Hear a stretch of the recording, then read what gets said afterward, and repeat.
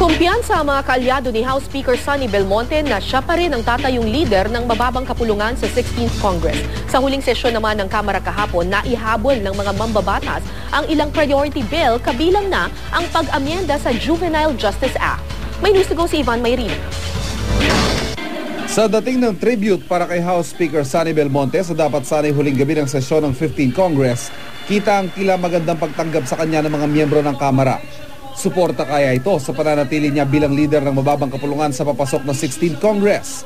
Lalo't sasali rin daw sa karera sa speakership sina later Representative Martin Romualdez at ang nagbabalik Kamara at dating minority leader na si Ronaldo Zamora. I had a chance of having lunch with Congressman Zamora yesterday, and we discussed about the issue on the issue of the speakership, and he indicated that he is interested. Pero ayon sa mga kaalyado ng Pangulo, kung pagbabasehan daw ang numero ng papasok ng mga kinatawan ng 16th Congress, lamang pa rin daw ang mga inaasahang susuporta kay Belmonte. Di pa kasama sa bilang ang mga kinatawan sa party list.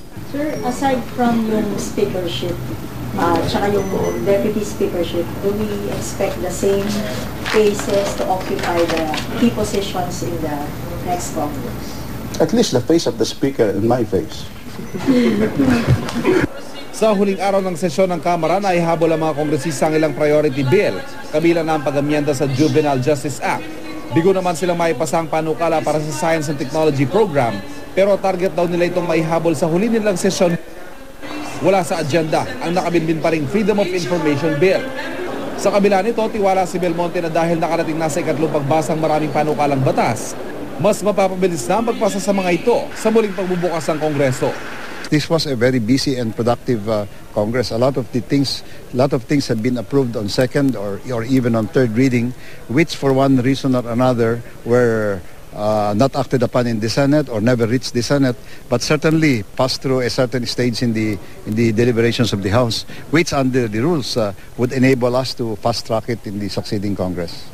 Naging masaya naman ang seremonyang isinagawa para sa 38 kongresistang ikangay graduating na o yung mga nasa huling termino. Bilang souvenir, binigyan sila ng plaque at librong naglalaman ng kanilang legislative performance. Ivan Mayrina, GMA News.